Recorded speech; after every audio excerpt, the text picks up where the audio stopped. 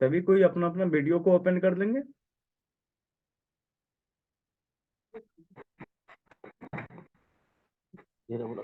जी, मैं mid version activation founder अनमोल आनंद, जो कि मैं बिहार से रहने वाला हूँ, और हमारे कई स्टेट पे अभी अपना फ्रेंचाइजी चल रही है। तो मैं आप लोगों से बस इतना पूछना चाहता हूँ कि आप लोग जितने भी व्यक्ति जुड़े हुए हैं वो कहाँ से हैं, और आप अपना शुभ नाम बताते जाएंगे तो हमें पता चलते जाएगा कि आप कहाँ से बिलोंग करते हैं और आपका शुभ नाम क्या हुआ।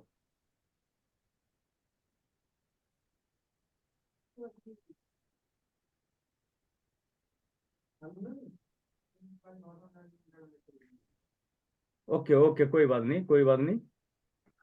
मैं फिर दोस्त सर गोंडिया से हूँ, है ना। जी, आप गोंडिया जिला से है ना।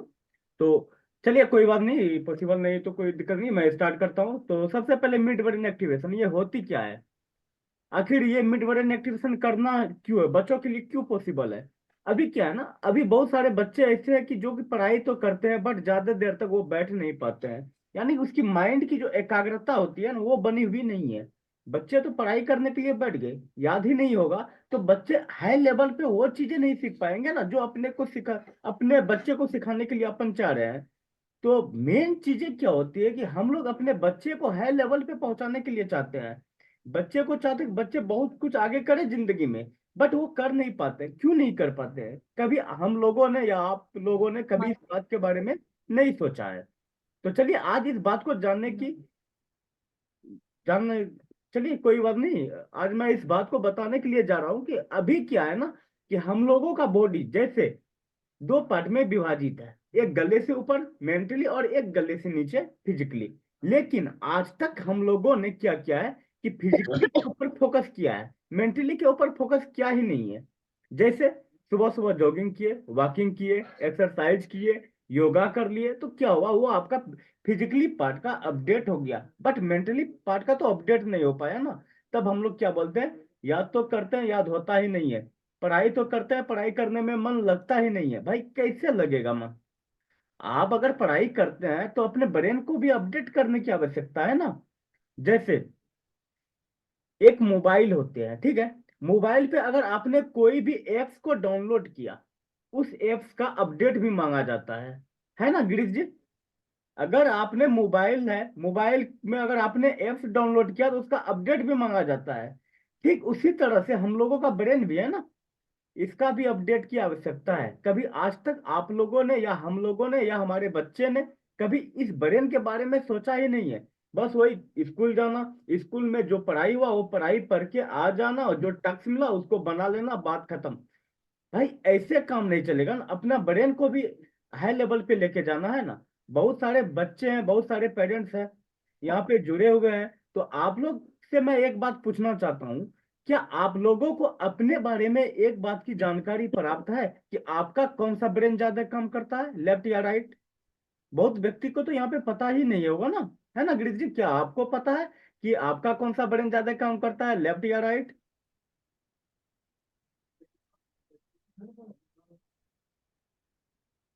आवाज नहीं आ रही है, अनम्यूट कर लेंगे आप गिरीश जी। जी जी।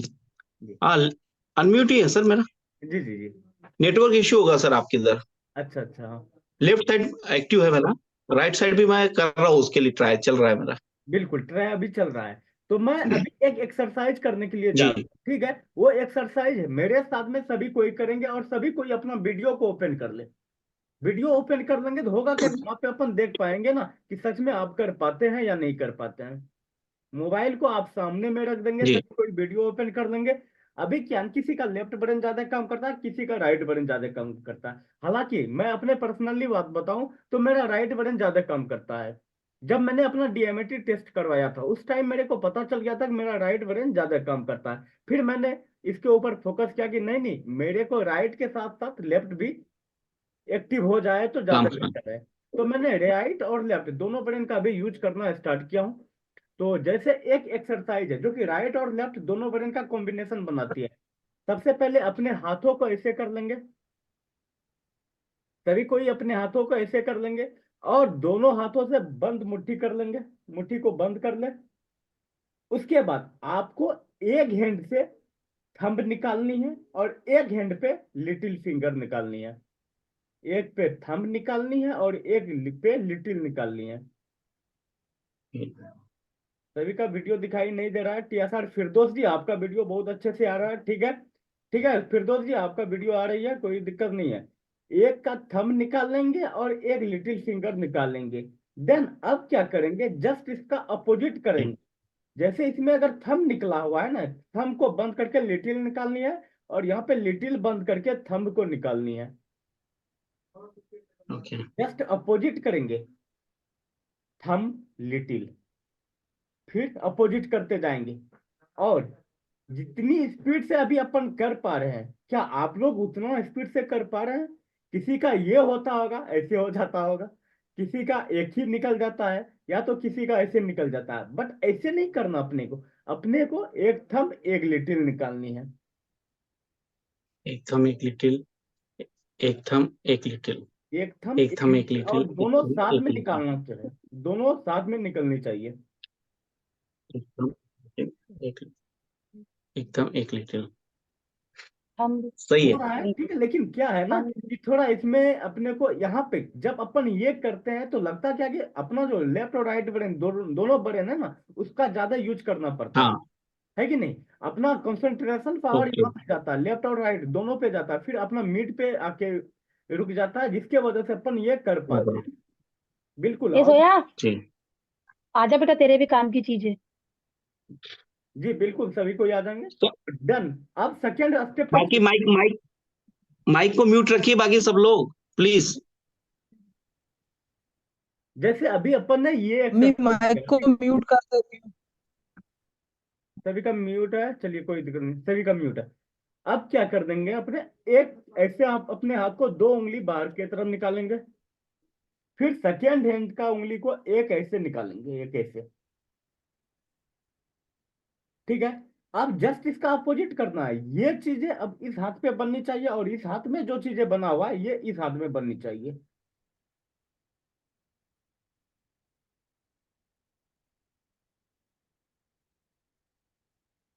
जब अभी अपन लोग ये चीजें कर पा रहे हैं तो अपने को क्या लगता है कि हमारे जो ब्रेन है, ये मिड ब्रेन जो है, वो एक्टिव होने के लिए जा रहा है, क्योंकि टोटल असर, टोटल चीजें यहाँ पे अपने को असर पड़ता है ना। जब अपन ये चीजें करते हैं अपना असर यहाँ पे जाता है, ब्रेन की असर यहाँ पे आ जाती है। और अगर थोड़ा सा इसको फास्ट में करने का प्रयास करेंगे तो होता तो क्या है, हमारे अभी आप लोग या तो ऐसे कर देते होंगे, है ना, या फिर ऐसे कर देते होंगे। हो नहीं पा रहा है। क्यों नहीं हो पा रहा है? क्योंकि आज तक हम लोगों ने अपने ब्रेन को अपडेट किया ही नहीं है। तो आज से अपने लोग, हम आपसे विनती करेंगे कि आप भी अपने ब्रेन को अपडेट कीजिए, और आपके घर पे जो भी बच्चे हैं, जो भी अगल बगल में बच्चे हैं, उसको भी ब्रेन का कम से कम अपडेट दीजिए। ब्रेन एक्सरसाइज करवाना बहुत ज्यादा अनिवार्य है बच्चों के लिए। जब तक बच्चे अपने ब्रेन का यूज नहीं कर पाएंगे तो बच्चे बड़े लेवल पे कोई भी काम नहीं कर सकते हैं। तो गया, इसीलिए ब्रेन एक्टिवेशन बेटा बहुत बहुत जरूरी चीज है, आजा। मिड ब्रेन हर व्यक्ति को करना चाहिए। नरगिस जी, आपका म्यूट है, उसको अनम्यूट कर देंगे, है ना? जी जी सॉरी। तो सभी को क्या करनी है कि ब्रेन जिम करना अनिवार्य है, जिससे कि बच्चे का ब्रेन को डेवलपमेंट मिलता है। बच्चे अपने जीवन पे हर वो चीज हासिल कर पाते हैं जो उन्होंने चाह लेता है। तो यहाँ पे बहुत सारे पेरेंट्स ये भी बात सोचते होंगे कि ये कैसे एक्टिव होगा। सबसे बड़ी बात क्या है ना, मिड ब्रेन जब एक्टिव हो जाता है ना, तो बच्चे का यहाँ पे रिजल्ट देखने को मिलता है। रिजल्ट आपको ये चीजें देखने को मिलेगा कि बच्चे बंद आंखों से भी कोई भी बुक को वो पढ़ सकते हैं, कोई भी कलर को आइडेंटिफाई कर पाएंगे। जब बच्चे का मिड ब्रेन एक्टिव हो जाता है, यानी थर्ड आई जब एक्टिव हो जाते हैं, तो बच्चे बंद आंखों से आपके आधार कार्ड के जो नंबर है ना वो भी बता सकते हैं। अब मैं आप लोगों से यह क्वेश्चन पूछूंगा कि अगर बच्चे बंद आंखों से कोई भी बुक अगर पढ़ पाते हैं, क्या खुली आंखों से उससे कम पढ़ेंगे या ज्यादा? ज्यादा ही पढ़ेंगे ना? बिल्कुल, उससे ज्यादा ही पढ़ेंगे। जी सर, सारे पढ़ेंगे। जी। तो फिरदौस जी, आपने बिल्कुल सही बताया। बिल्कुल बच्चे ज्यादा ही पढ़ेंगे, क्योंकि बंद आंखों से अगर अपन कोई भी एक्टिविटी कर पाते हैं, अगर आंख का पट्टी खोल दूं, जो अपन ने आज तक लाइफ टाइम के लिए किया वो तो कभी भूल नहीं पाएंगे ना। अगर आंख का पट्टी खोल दूं तो उससे ज्यादा ही बच्चे कर सकते हैं। तो बच्चे जब अपना मिड ब्रेन एक्टिव कर पाते हैं तो बच्चे को ये बोलना नहीं पड़ता है कि बाबू तुम पढ़ने के लिए बैठो। जब आप, हालांकि आपने मिड ब्रेन एक्टिवेशन क्लास करवाने से पहले बहुत सारे पेरेंट्स को ये बात बोलना पड़ता है बच्चे को कि बाबू पढ़ने के लिए बैठो। बाबू याद क्यों नहीं होता है? भाई याद कैसे होगा जब तक आपने अपना मिड ब्रेन को एक्टिव किया ही नहीं है, बच्चे ने एक्टिव किया ही नहीं है, तो कैसे याद होगा? जब बच्चे का मिड ब्रेन एक्टिव हो जाता है तो वो अपने जीवन पे बहुत सारी चीजों को हासिल कर पाते हैं और वो बहुत ही आगे बढ़ पाते हैं।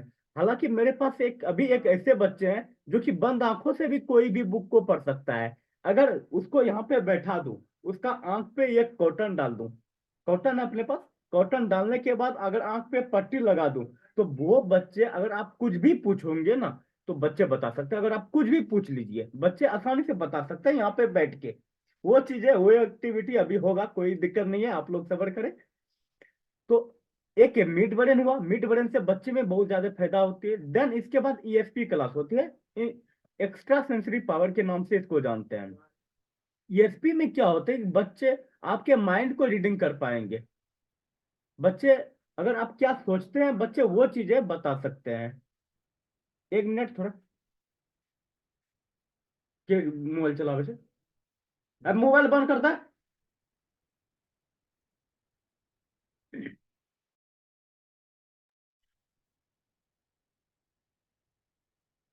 जी सॉरी। तो चलिए, जैसे कि एक डीएमएटी टेस्ट होती है, डीएमएटी टेस्ट पे क्या होता है कि आपके बच्चे की जन्मजात प्रतिभा क्या है वो आपको जानने को मिलेगा। जैसे अभी यहाँ पे जितने भी पेरेंट्स हैं, जितने भी सर हैं, सभी को मैं एक बात बताना चाहता हूँ और एक बात पूछना भी चाहता हूँ। क्या आप लोगों ने अपने डीएमएटी टेस्ट करवाया? कोई नहीं करवाए होंगे। डीएमएटी टेस्ट एक ऐसी टेस्ट है, ये एक फिंगरप्रिंट टेस्ट होती है। जब बच्चे माँ के गर्भ में 3 से 4 मंथ के होते हैं, जब बच्चे माँ के गर्भ में 3 से 4 मंथ के होते हैं, तो उसका क्या है ना कि ये पीछे वाले भाग, सेरिब्रम, ब्रेन की पीछे वाले भाग, छोटे दिमाग के नाम से अपन जानते हैं, सेरिब्रम बोलते हैं, ये चीजें बनना स्टार्ट होता है 3 से 4 मंथ में। जब सेरिब्रम बनता है तो उसी टाइम पे बच्चे के हाथ में ये फिंगर प्रिंट पे एक प्रिंट बनते हैं, एक रिजीज बनते हैं, जो कि हर व्यक्ति का फिंगर पे रिजीज होगा। किसी का वृत्ताकार होंगे, किसी का सर्पिलाकार होंगे, किसी का टेंटेड आकार के होगा, किसी का एफ के आकार के होंगे, किसी का पिकअप आई के जैसा वो फिंगरप्रिंट होंगे। सबके हाथों पे अलग अलग फिंगरप्रिंट होते हैं। आज तक पूरी दुनिया में किसी का फिंगरप्रिंट मैच नहीं किया है। तो जब बच्चे का फिंगरप्रिंट लेके उसके माइंड के बारे में आपको जान पाएंगे। जैसे कि अभी बहुत सारे पेरेंट्स अपने बच्चे को लेके परेशान है कि मैं अपने बच्चे को किस फील्ड पे भेजूं। बच्चे की जन्मजात प्रतिभा क्या है वो आपको डीएमएटी से पता चलेगा। अभी बहुत सारे पेरेंट्स ये भी सोच रहे होंगे कि अगर मैं अपने बच्चे को डॉक्टर लेवल की पढ़ाई कराऊं तो क्या बच्चे सक्सेस हो पाएंगे या नहीं। ये चीजें भी पेरेंट्स को भी कंफ्यूजन रहता है और बच्चे को भी कंफ्यूजन रहता है। हालांकि बहुत सारे व्यक्ति अपने बच्चे को डॉक्टर बनाना चाहते हैं, कोई इंजीनियर बनाना चाहते हैं, कोई बैंकिंग लेवल पे लेके जाना चाहता है। तो क्या मैं आप लोगों से पूछना चाहता हूँ कि अगर आपने अपने बच्चों को डॉक्टर लेवल की पढ़ाई करने के लिए बता दिया तो बच्चे तो डॉक्टर लेवल का पढ़ाई करने के लिए रेडी भी हो जाएंगे, कोई प्रॉब्लम नहीं, क्योंकि आपने बच्चे को जो बोला वो अपना पालन करेगा, आपकी बातों को भली भांति पालन भी करेंगे। लेकिन क्या होगा अगर उसके ब्रेन पे वो डॉक्टर लेवल की नहीं हो, उसका ब्रेन का लेवल डॉक्टर नहीं बन पाएंगे। अगर बच्चे आपके इमोशनली बहुत ज्यादा हैं तो क्या वो बच्चे डॉक्टर बन सकते हैं?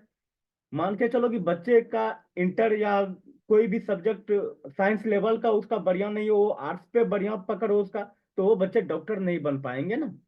तो आपको इस चीजों को जानना पड़ेगा कि आपके बच्चे की जन्मजात प्रतिभा क्या है, आपके बच्चे की पर्सनैलिटी क्या है। वो चीजें आपको डीएमएटी रिपोर्ट से पता चलेगी। डीएमएटी रिपोर्ट एक ऐसी रिपोर्ट है जिसमें कि 35 पेज की रिपोर्ट बन के आती है। मैं आपको डीएमएटी रिपोर्ट के एक दिखा देता हूँ कि कैसे होता है ना, ताकि आपको भली भांति सही से समझ में आ जाएगा।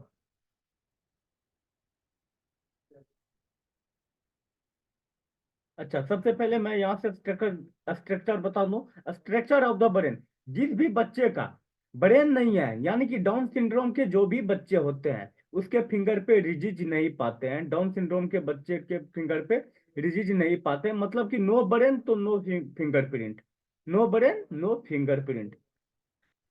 उसका हाथ पे एक सपाट रहते हैं, कुछ भी नहीं रहते हैं। जैसे कि फिंगरप्रिंट को अगर क्लासिफिकेशन किया जाए तो फिंगरप्रिंट 4 प्रकार के होते हैं, मेनली 4 प्रकार के होते हैं। लूप होते हैं, अर्च होते हैं, वर्ल होते हैं और एक्सीडेंटल भी होते हैं कुछ। एक्सीडेंटल में वैसे व्यक्ति आ जाते हैं, जैसे कि ये एक्सीडेंटल वाले केस वैसे बच्चों में पाए जाते हैं जिसका माँ बचपन में, जब जिसकी माँ अभी तबीयत खराब है, बहुत ज्यादा हाई लेवल का है, अगर वो बच्चा गर्भ में है और वो माँ मानसिक रूप से सही नहीं है, तो वो बच्चे एक्सीडेंटल केस में आते हैं। और वह वर्ल्ड पर्सनैलिटी के व्यक्ति पूरी दुनिया में 45% पाए जाते हैं, अर्थ 7 to 8% और लूप 45 to 48% पाए जाते हैं। और लूप 2 प्रकार के भी होते हैं, अल्नार और रेडियल लूप होते हैं। जैसे ये अल्नार लूप हुए, बहुत सारे व्यक्ति अगर अभी अपना फिंगरप्रिंट देखेंगे ना, उसका फिंगरप्रिंट इससे मैच करेगा, किसी ना किसी का मैच करेगा। यहाँ पे एक सेंटर मिलेगा और यहाँ पे एक डेल्टा मिलती है, यहाँ पे एक सेंटर मिलेगा और यहाँ पे डेल्टा आपको मिलने को दिखेगा। ये लूप पर्सनैलिटी के व्यक्ति होते हैं। देन इसके बाद फिर जाते हैं नीचे में, ये अर्च में आते हैं। अर्च भी 4 प्रकार के होते हैं, सिंपल अर्च, टेंटेड अर्च, वो आपको फिंगरप्रिंट से पता चल जाएगी। ये एक सिंपल अर्च है, X1 इसका कोड होता है। वो आपको डीएमटी रिपोर्ट जब आप करेंगे ना, उस टाइम आपको ये चीजें देखने को मिलेगा। ये टेंटेड अर्च पे होते हैं, इसका कोड X2 होते हैं। देन ये अर्च विद अल्नार लूप भी होते हैं। देन वर्ल्ड में जो होते हैं ना, वर्ल्ड आपको 9 प्रकार के फिंगरप्रिंट आपको मिलेगा। टारगेट सेंट्रिक, स्पाइरल वर्ल्ड, ये टारगेट सेंट्रिक स्पाइरल इलोंगेटेड में मिलता है। डबल लूप वर्ल्ड मिलता है, कंपोजिट मिलता है, इंप्लोडिंग वर्ल्ड, अल्नार, पिकॉक आई। पिकॉक आई भी अपने फिंगर पे पाए जाते हैं, बट जैसे ये टारगेट सेंट्रिक है, यहाँ पे आपको क्या देखने को मिलेगा, वृत्ताकार के जैसा, एक वृत्त के ऊपर में एक वृत्त चढ़ते जाता है। ये किसी ना किसी व्यक्ति के फिंगरप्रिंट पे एक फिंगर होगी, और इसमें 2 डेल्टा पाए जाते हैं, एक यहाँ पे और एक यहाँ पे, दोनों साइड पे डेल्टा पाए जाते हैं। ये आपको डीएमटी रिपोर्ट जब आप बनाएंगे तो पता चल जाएगा। जैसे ये एस फैमिली में आते हैं, यहाँ पे किसी भी पर्सन का फिंगरप्रिंट में ये एस आकार का बना हुआ रहता है, मतलब कि उसका फिंगरप्रिंट पे एस बना हुआ रहता है। देन ये तो कॉम्प्लाइंट पर्सनैलिटी में आ जाते हैं। आप लोग थोड़ा यहाँ पे ध्यान से देखेंगे तो ये एक पिकॉक आई है। यहाँ पे अगर आप देखना चाहते हैं तो यहाँ पे थोड़ा सा अगर गौर करेंगे तो ये आपको लग रहा होगा कि ये पिकॉक आई है। ये मोर की आंखों के जैसा ये फिंगरप्रिंट लग रहा है, तो ये पिकॉक आई है। इसका कोड W4 होता है। ये पर्सनैलिटी डोमिनेंट में आते हैं। डोमिनेंट पर्सनैलिटी बहुत ही जिद्दी किस्म के व्यक्ति होते हैं, वो अपने आप पे राजा होते हैं, वो बहुत एक जिद्दी होते हैं, उसके पास समय का बहुत ज्यादा महत्व होते हैं। ये डॉक्टर विलियम मार्स्टन थ्योरी था। इन्होंने बताया था कि दुनिया में 4 पर्सनैलिटी के व्यक्ति पाए जाते हैं, एक डोमिनेंट, एक इन्फ्लुएंशियल और एक कॉम्प्लाइंट और एक स्टडी। जो डोमिनेंट होते हैं उसका तुलना ईगल से किया जाता है। जैसे एक बात, वो जब अंतिम समय आता है ना, वो फिर भी हार नहीं मानता है, ठीक उसी प्रकार डोमिनेंट पर्सनैलिटी के व्यक्तित्व होते हैं, वो कभी हार मानते ही नहीं है। ये इन्फ्लुएंशियल होते हैं। ये स्टडी डॉग पर्सनैलिटी में आते हैं, जिसकी तुलना एक कबूतर से किया जाता है, और ये कॉम्प्लाइंट, जिसकी तुलना आउल से की जाती है। तो डीएमटी हर बच्चों के लिए अनिवार्य है। डीएमटी रिपोर्ट से आपको पता चलेगा कि आपके बच्चे किस लेवल के हैं, वो क्या कर सकते हैं आगे जाके, ये चीजें आपको डीएमटी से पता चलेगा। जैसे यहाँ पे आप देख पा रहे होंगे कि यहाँ पे सबसे पहले डीएमटी रिपोर्ट, ये एक डीएमटी रिपोर्ट है, एक ब्लैंक रिपोर्ट है। यहाँ पे बच्चे का एनालिसिस, इनबॉर्न टैलेंट के बारे में आपको पता चलेगा कि आपके बच्चे की जो जन्मजात प्रतिभा है वो आगे चल के किस फील्ड पे जाएगा। जैसे अभी बहुत सारे बच्चे हैं, बच्चे हालांकि 3 तरह से पढ़ाई करते हैं। किसी बच्चे को सुना हुआ चीज याद हो जाता है, किसी को देखा हुआ चीज याद हो जाता है, या तो एक ऐसे बच्चे होते हैं जब तक वो कोई एक्टिविटी नहीं करते तो उसको याद होता ही नहीं है। ये आपको डीएमटी रिपोर्ट से पता चलेगा। देन उसी लर्निंग स्टाइल पे आप पढ़ाते जाएंगे। फिर सब्जेक्ट सिलेक्शन आप डीएमटी रिपोर्ट से कर सकते हैं कि आपके बच्चे की जन्मजात प्रतिभा जो है वो किस फील्ड के लिए है। इंटर में गया बच्चे, 10+2 में गया, वहां पे आर्ट्स रखे कि साइंस रखे या कॉमर्स पे जाए, आप यहाँ पे सब्जेक्ट का सिलेक्शन डीएमटी से कर सकते हैं।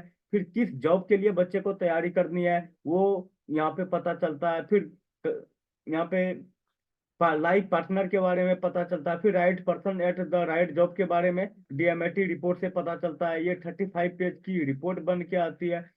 डाउन सिंड्रोम के बच्चे जो होते हैं, नो फिंगरप्रिंट होते हैं उसके पास, तो नो ब्रेन।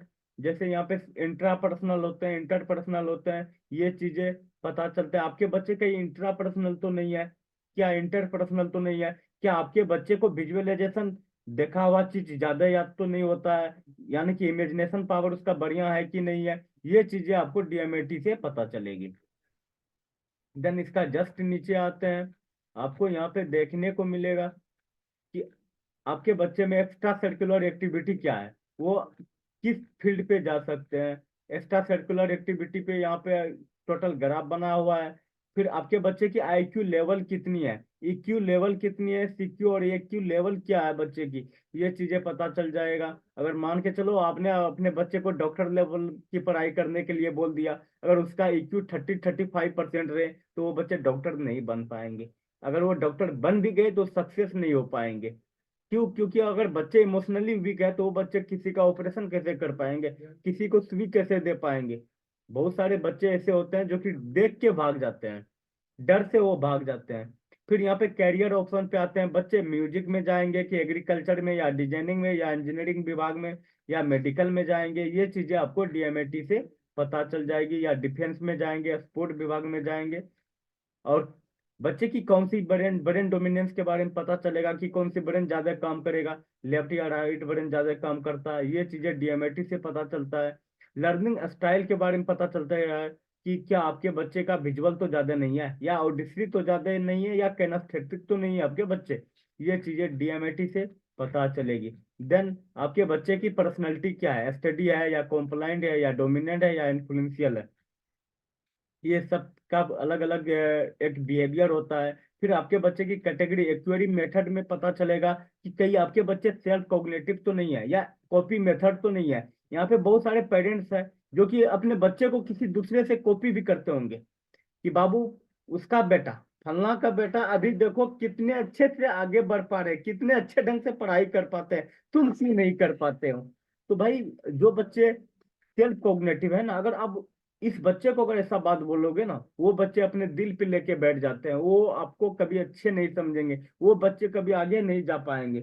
इसलिए आपको इस चीजें पे थोड़ा ध्यान देना होगा, कहीं आपके बच्चे सेल्फ कॉग्निटिव तो नहीं है या कॉपी मेथड तो नहीं है, एक बच्चे रिवर्स थिंकर तो नहीं है। रिवर्स थिंकर जो बच्चे होते हैं वो थोड़ा अनडिसिप्लिन होते हैं, या बच्चे रिफ्लेक्टिव तो नहीं है। ये रिफ्लेक्टिव वाले बच्चे में जो ना आपको बहुत सारे रिस्क लेना पड़ता है, लेक ऑफ टाइम होते हैं इसके पास, मैनेजमेंट की कमी रहती है, लेक ऑफ डिसिप्लिन रहते हैं इसके पास, अनुशासन की कमी रहती है।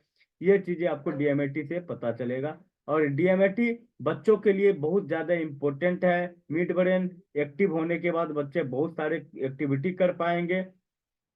तो हमारे पास एक बच्चे आए हुए हैं, अगर आप लोगों का इजाजत हो तो मैं पहले उस बच्चे का एक डेमो दिखाऊंगा, जिससे कि आपको पता चल सके कि क्या सच में बच्चे में वो रिजल्ट आता है या नहीं आता है, क्या बच्चे बंद आंखों से कोई बुक पढ़ पाते हैं या नहीं पढ़ पाते हैं। यहाँ से अपन कुछ नहीं पूछेंगे, जो भी चीजें पूछना है वो आप पूछेंगे, हम कुछ नहीं पूछेंगे। हम केवल एक कॉटन लेंगे, आंख में पट्टी बांधेंगे, पट्टी बांध करके आपके सामने में यहाँ पे बैठा देंगे और हम साइड पे हो जाएंगे। आपको जो भी पूछना है बच्चे बताएंगे।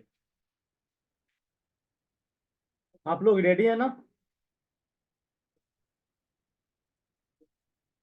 जी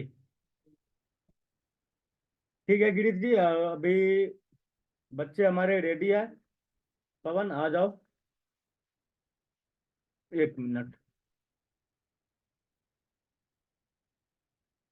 मैं आपको फिर से लिंक सेंड करता हूँ क्योंकि टाइम अप होते हुए जा रहा है। मैंने सोचा 40 मिनट पे खत्म हो जाएगा बट हुआ नहीं, तो मैं आपको फिर से लिंक सेंड कर देता हूँ।